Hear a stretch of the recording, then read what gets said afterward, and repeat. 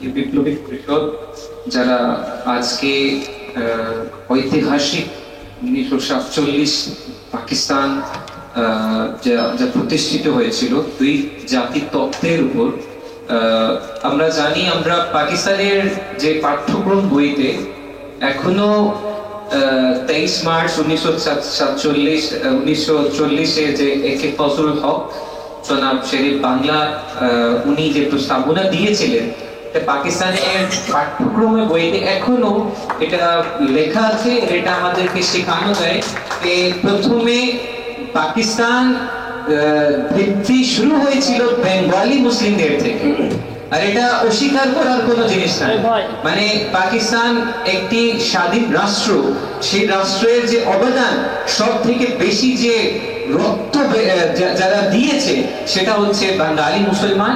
আর আমরা আমাদের বাঙালি মুসলমান ভাইদের ওই দেওয়া অবদান আমরা আন্তরিকভাবে আমরা শুকরিয়া আদায় করি যে আজকে শুধু বাংলাদেশ নয় বরং পাকিস্তান যারা আজকে স্বাধীনতা অর্জন করেছে তার পিছনে স্যার নবাব সলিমুল্লাহ খান সাহেব, শেরে বাংলা একে ফজলুল হক সাহেব, হুসেন শহীদ সোহরওয়ার্দী, আরো যারা লোক ছিল যারাকে পাকিস্তানকে স্বাধীন করার জন্য যারা কোরবানি দিয়েছিল।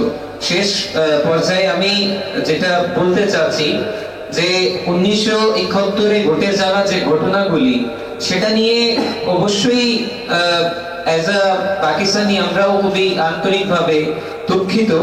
এইভাবে কোনো বিদেশের মধ্যে ভেদাভেদ তৈরি করার কোনো প্রয়োজন ছিল না। এটা অবশ্যই খুবই একটি খারাপ জিনিস হয়েছে, কিন্তু পাকিস্তানের লোক আজ পর্যন্ত 71 নিয়ে তারা ব্যথা ফিল করে। তারা মানে তারা এমন বলতে চায় যেন আমরা আমাদের ভাই থেকে বিচ্ছিন্ন হয়ে আমরা ভালো করিনি। তো যাই হোক, বাংলাদেশ স্বাধীন হয়েছে, বাংলাদেশ স্বাধীনতা অর্জন করেছে। আমরা পাকিস্তানিরা কোনোদিন 71 পর থেকে বাংলাদেশের স্বাধীনতার উপর আমরা কোনোদিন বেয়াদবি করিনি। আমরা বাংলাদেশের সার্বভৌমত্ব, বাংলাদেশের স্বাধীনতা সব জিনিসগুলি আমরা আমাদের মন থেকে আমরা শ্রদ্ধা জানাই। আর আমরা বাংলাদেশের যারা বাংলাদেশের জন্য যা অবদান ছিল তাদেরকে আমরা অবশ্যই আমরা শ্রদ্ধা জানাই।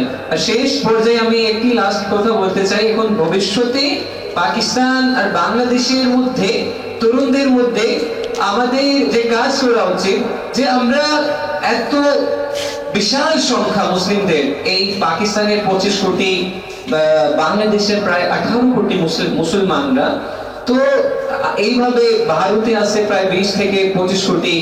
তো আমাদের এখন বর্তমানে যেই অবস্থা আমাদের করা উচিত, আমাদের যে অনৈতিকতা আছে, আমাদের মধ্যে যে বিভেদ আছে, বিশেষ করে রাজনৈতিক বিভেদ আছে, আমরা আমাদের পাকিস্তানে বলেন বাংলাদেশে বলেন যে আমাদের মধ্যে যে ক্ষমতার লোভ আছে, ক্ষমতার লোভের কারণে যে ইসলামিক উম্মার যে কনসেপ্ট যেটা আমরা হারাই ফেলেছি, আমরা যাকে বলে আলামা ইকবাল বলেছেন তার কবিতায় কে নিকল কর, উনি খুবই একটি ওনার ভালো একটি কবিতা আছে কে তোমরা হচ্ছে মুসলমান, তোমরা তুর্কমানি নয়, তোমরা ইরানি নয়, তোমরা আফগানি নয়, তোমরা হচ্ছে মুসলমান, আর তোমরা মুহাম্মদ আরবি সাল্লাল্লাহু আলাইহি ওয়াসাল্লামের তোমরা এক জাতি।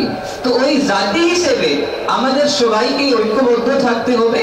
আর আমাদের যে আমাদের প্রিয় নবী হযরত মুহাম্মদ মুস্তাফা সাল্লাল্লাহু আলাইহি ওয়াসাল্লাম যে স্বপ্ন আমাদের জন্য দেখে গিয়েছিলেন ভবিষ্যতে এই পুরো পৃথিবীতে ইসলাম জয় করবে আর আল্লাহ তাআলার যে দিন সেটা প্রতিষ্ঠিত হবে, সেটার জন্য অবশ্যই আমাদের এটা কাজ করতে হবে। আপনাদের সবাইকে অসংখ্য ধন্যবাদ। বাংলাদেশ জিন্দাবাদ, পাকিস্তান জিন্দাবাদ। Thank you.